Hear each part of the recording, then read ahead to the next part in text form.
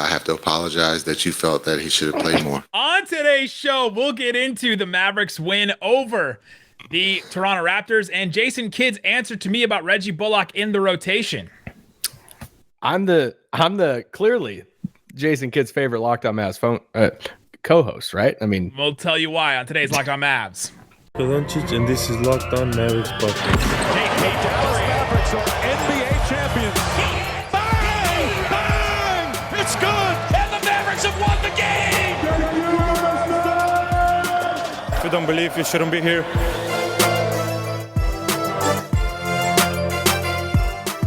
And welcome. You are locked on to the Dallas Mavericks. My name is Nick Angstadt, media member and coordinator for the Locked On Podcast Network. And joining me, as always, my co-host, contributor at Mavs.com, the winning wonder, the one more thinking. What you got for me, Isaac Harris? I just want to say we got to take a moment. Congratulations. Pour one out. This is a big night in Mavs in this newest chapter, right? We're in a new chapter of Dallas Mavericks basketball. And we had our first moment for Jason Kidd. You know, we went through 13 years of Rick Carlisle embarrassing people, clapping back at people, getting mad at people in the media world. And we had our first moment. Us included. Oh, yeah. We've been doing this pod 5 years, and we've shared so many moments and memories over the years of Rick Carlisle firing back at us on things. And shout out to the Thanksgiving Day. But tonight, first one, Jason Kidd clapped back a little bit, and it was with yours truly, Nick Angstadt. You hold the title. Congratulations. Wow, I am proud of you. I am so proud of you that you get to hold this title, that you're the first one. How do you feel? How do you feel right now? Wait, where's the mic? How do you feel right now knowing that you're the first one to hold this title? Well, let me tell you, Isaac, it was I have a lot of people to thank. A lot of people helped me get to where I am today. And so I asked a question to Jason Kidd about Reggie Bullock in the rotation, and his answer is making the rounds right now on Twitter. So if you've not seen it by now, we will play it in full and tell you about it. But we might as well just get into it. So I asked the question. My question was the Mavericks won the game. I do want to put that out there. That's the biggest thing of the night. The takeaway afterwards was Kidd's, the takeaway from the post game, media was Jason Kidd's answer to Nick for sure. But the Mavericks won a game, and they desperately needed that win. Didn't think they were going to win at the beginning of the game. Looked rough, and I'm sure we'll break down all the basketball stuff. But for the sake of this pod, we're going to have some fun with it and hear Kidd's response to this. Yeah, we'll break down the entire game and all that kind of stuff. The good, the bad, the Luka finally feeling like Luka again. We'll talk about all that. But this was after the game. I asked the question to Jason Kidd. Let's just play it for you. Hey, Coach. Reggie Bullock was the big free agency addition this offseason, and he hasn't played more than 17 minutes the first couple of games. I'm curious, is he limited by something right now, or is there another reason why, or your thoughts on why he's not a bigger part of the rotation? Well, to answer your question, honestly, we've only played 2 games. So would you like him to play 24 minutes, or how would you like to see it? I'm just curious if he was limited by anything, or if he was there than the other. No, this is an early journey, and you have to be patient. A famous player said this is an instant oatmeal. This is going to take time to cook. And so I have to apologize that you felt that he should have played more. Okay. Oh, boy.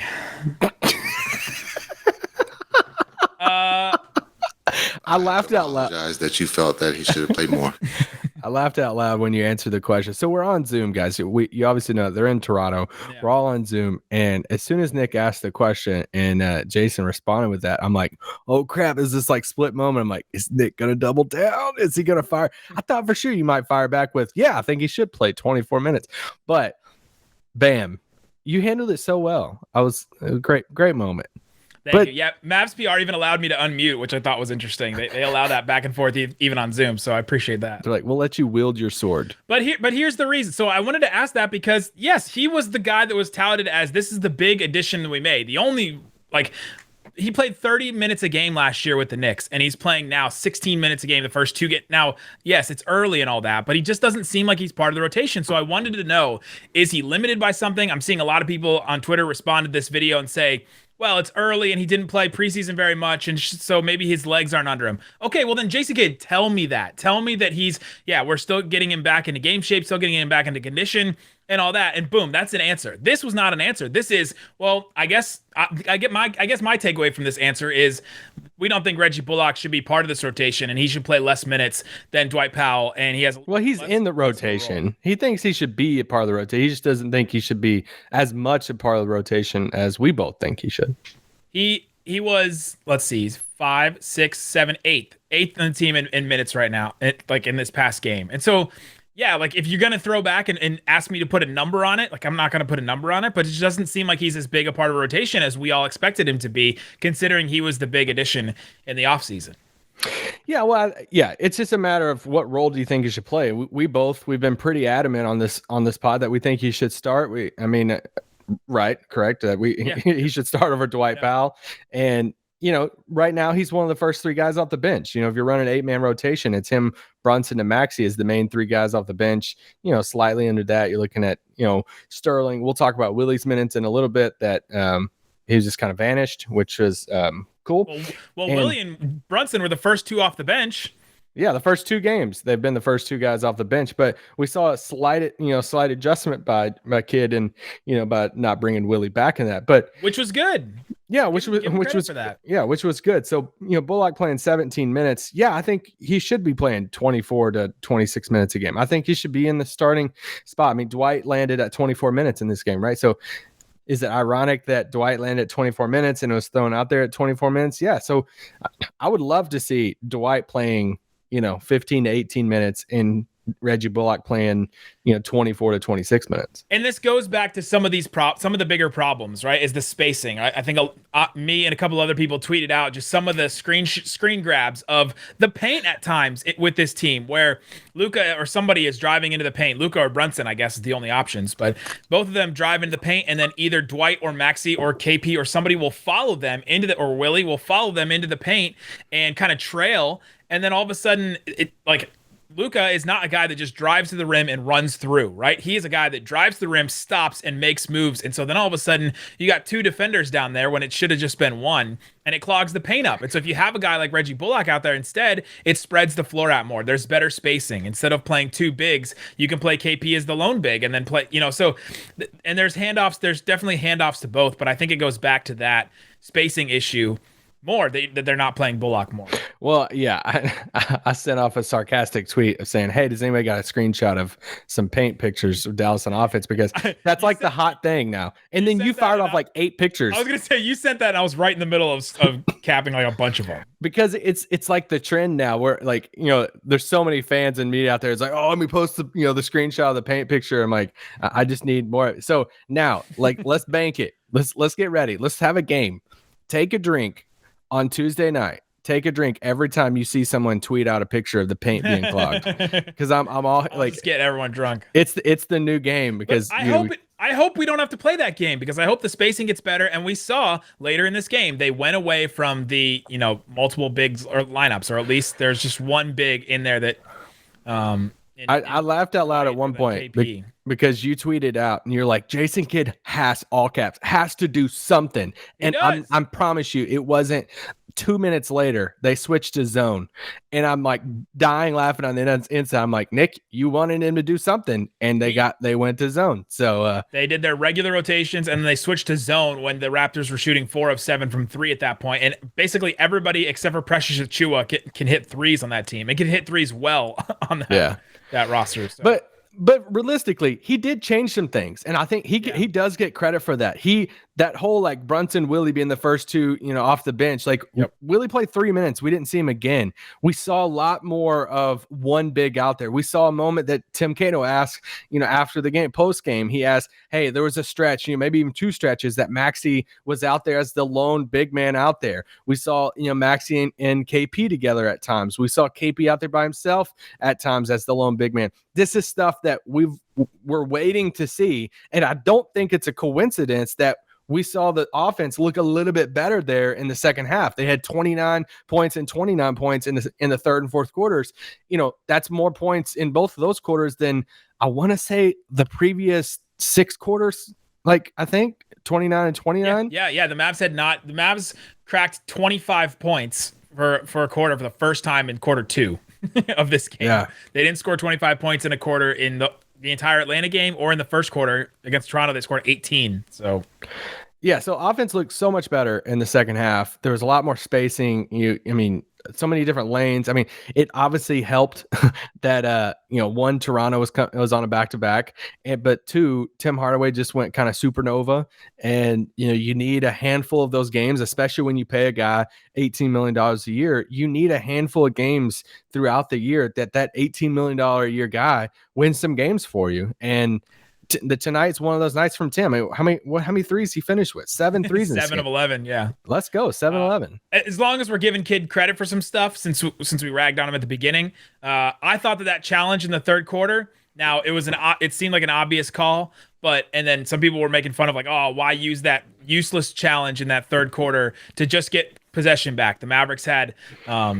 The ball was kicked off of Fred VanVleet's foot. It was pretty obvious. They called it Raptors ball, and then Jason Kidd called the challenge on it. It was pretty obvious that they were going to reverse it, but you have to save those challenges, because this year you're only allowed to review out of bounds plays in the last couple of minutes with a challenge. So they're even more valuable this year, these challenges. But Jason Kidd used it, and in that, the Mavericks were right in the middle of a run. The momentum was starting to swing back the Mavericks' way. Their offense was starting to click finally. He used that challenge, and then that was a win for the Mavericks. I don't think he had a choice to use that challenge, because Tim basically just went out there and was like, do it now. But, yeah, all the players ran over and were like, this is like, we're going to win this, go use it. And so if we talk about any of the positives with Jason Kidd, it's that he's going to be a player's coach. And if we talk about him, and then that's what he's been touted as by the Mavs and everything. And so he takes that challenge, he listens to the players, and then when they win that's a win for the players. That's like a collective, like, yes, we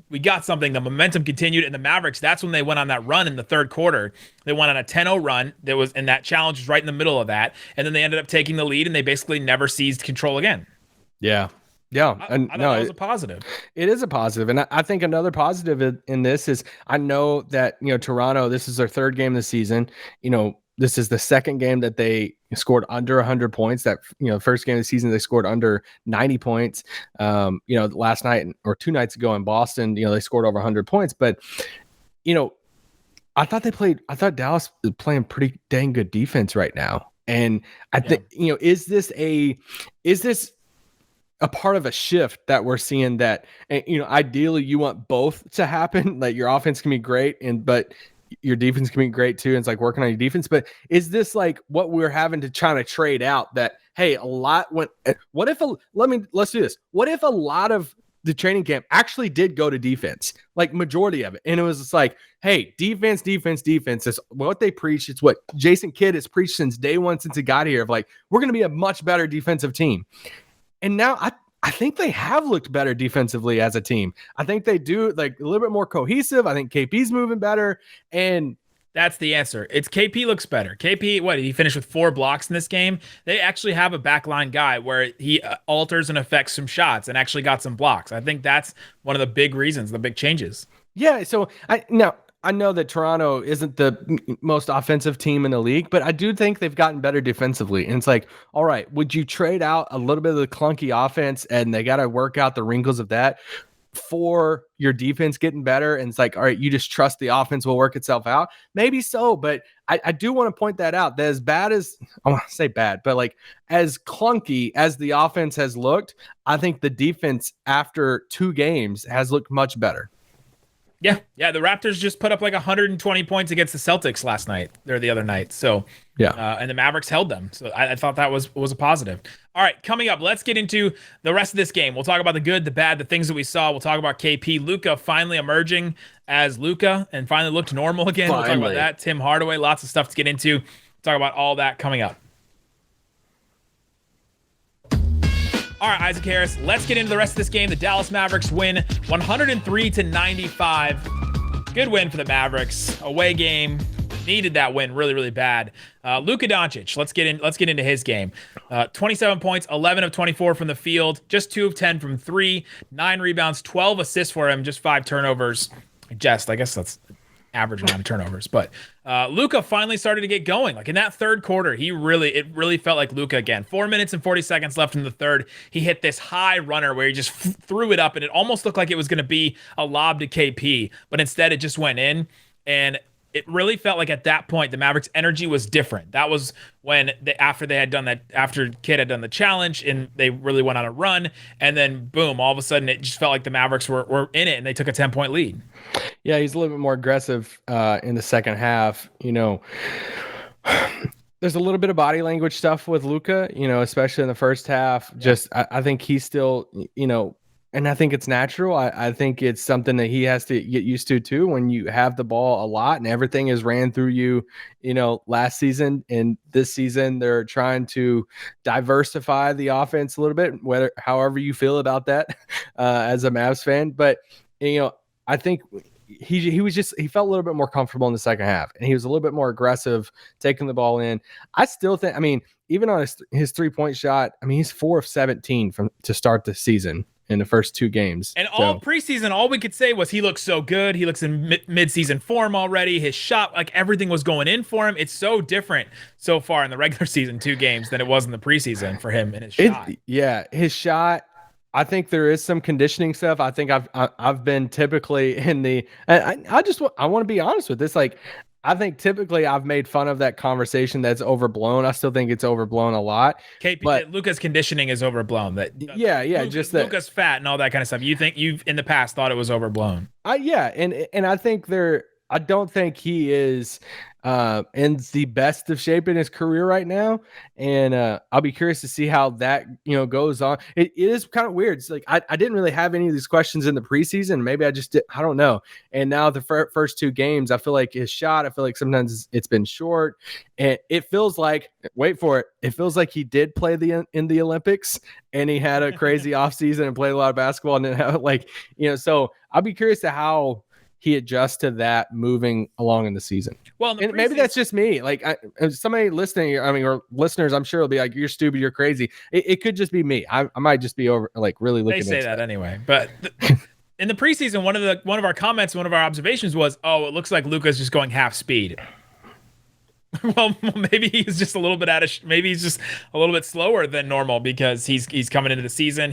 His first break in the offseason was right after the Olympics, right? And so he didn't get that ramp up time. Yeah, for like 2 or 3 weeks into it. Which he still looked great in the third quarter anyway. He still carried this team to a victory, like 27, 9, and 12. It's still Luka. He's still crazy. Yeah, he's still going to produce. It's not like we're saying that he's just all of a sudden way less effective now, but it's something to watch, something to look into.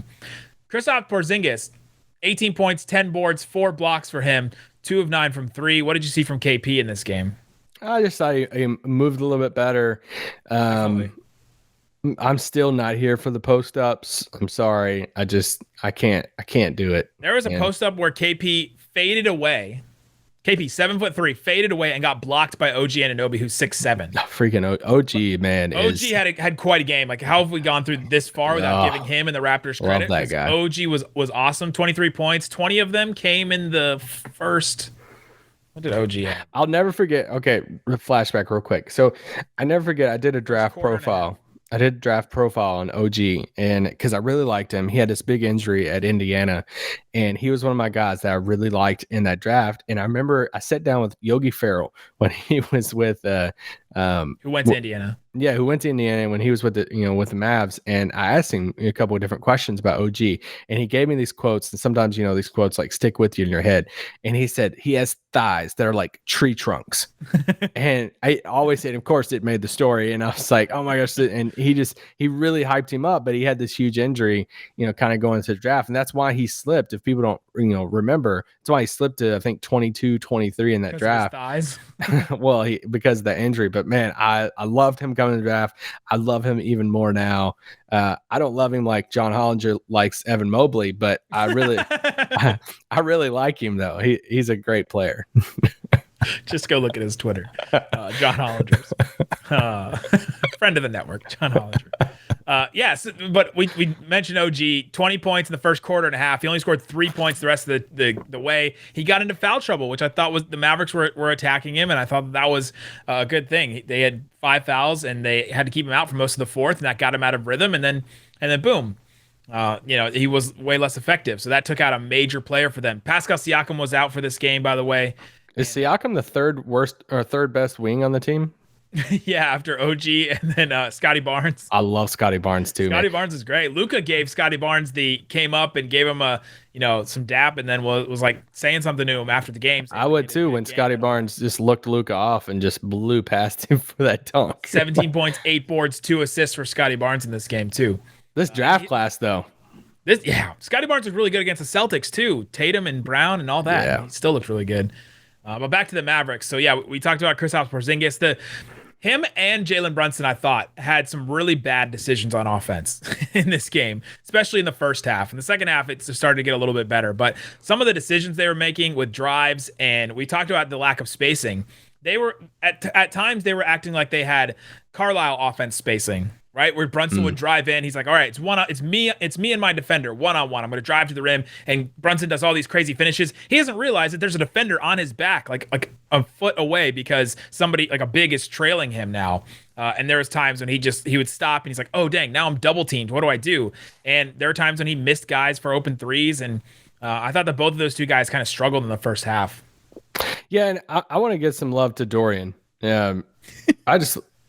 What? I went on that whole thing about criticizing. You're like, yep, but I'm just gonna be positive. I feel like I've criticized a lot, and especially when this is a good win for them, because they turned it around the second half, and I don't want it to be a whole pot of all the downs whenever they did. Like the first quarter, I was like legit worried, like a lot of you guys. Like I'm like 18 points. They scored 18 points. I wasn't tweeting very much. I was just like, my God, like what is happening? And second half was much better, and there were multiple plays tonight that Dorian was on the floor. He's doing his thing, 4 offensive rebounding. Breaking news: he's great at offensive rebounding. I didn't know if you guys knew that, but he just does all the dirty crap on the floor, and that's 11 points. 1 of 3 from 3, 5 of 9. And he's the heart of the team, I think. He's starting to become that. He's starting to become the Draymond Green, I'll yell at somebody or I'll be vocal on defense kind of a guy for the Mavericks, because he's now, we asked him at Media Day, we said, when do you think you start becoming a veteran? And I think he was like, I think I'm getting there. Like I think I'm getting in that spot. He's been with the Mavericks for a while now.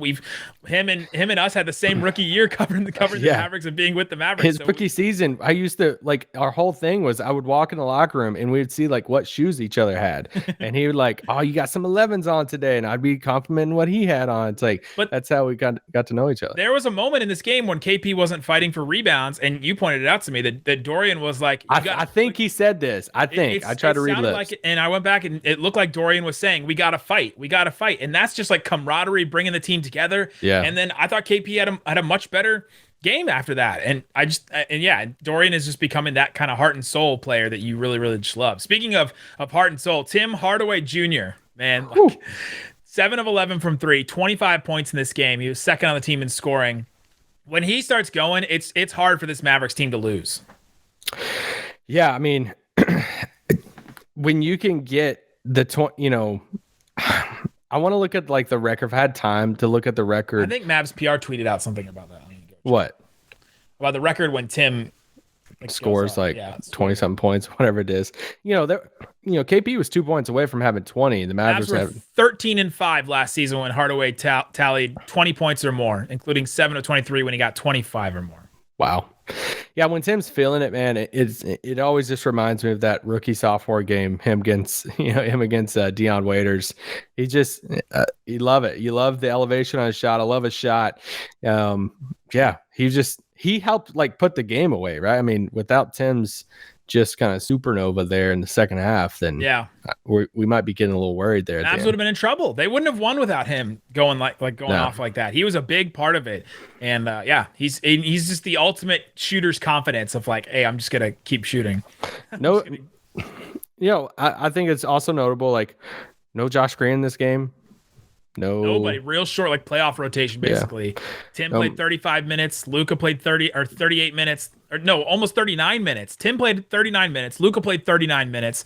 Dorian played 36 minutes. I mean, this was a playoff type rotation. Yeah. Scary. I mean, they basically went, 9 deep if you want to count Sterling Brown. I mean, Willie would be 10, but he only played 3 minutes. But yeah, basically 9 deep in this game. No Moses, no Trey Burke, no Josh Green. They all kind of played a little bit in that first game of the season, but it's just, I think the Josh Green spot is something to look at moving forward. If he's legitimate, not going to be in this rotation and not playing almost every single night, that's a bummer. Like it's a bummer because not like I get why he's not playing. It's just a bummer that, your first round pick is not, really playing. We talked about at the beginning of this podcast about Reggie Bullock getting more minutes. We thought for sure he was a lock as like a 25-minute a game player or something like that. And and then, I have to apologize that you felt that you should have played more. You're getting a lot of run out of that drop anytime somebody talks about Moses or Josh Green or anybody. We have to apologize to you guys who thought this pod was going to go longer than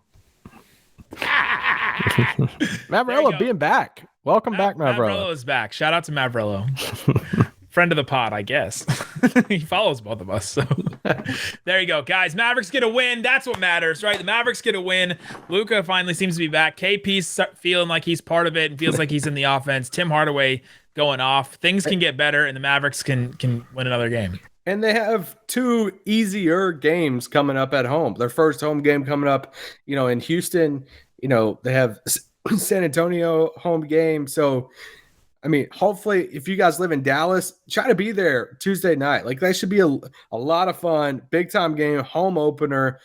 Let's have this place rocking, for that home opener. And hopefully they win a couple more games. And then what's the narrative about Dallas if they win 3 in a row after losing that first game? Could be a little different. Isaac.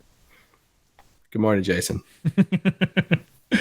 I mean, great vibes, man. Just great vibes. Like great vibes. Yeah, great vibes. No, sensational vibes. And like the vibes are immaculate. We'll be back on Monday, guys. Thanks so much for listening to Locked On Mavs. Peace out. Boom.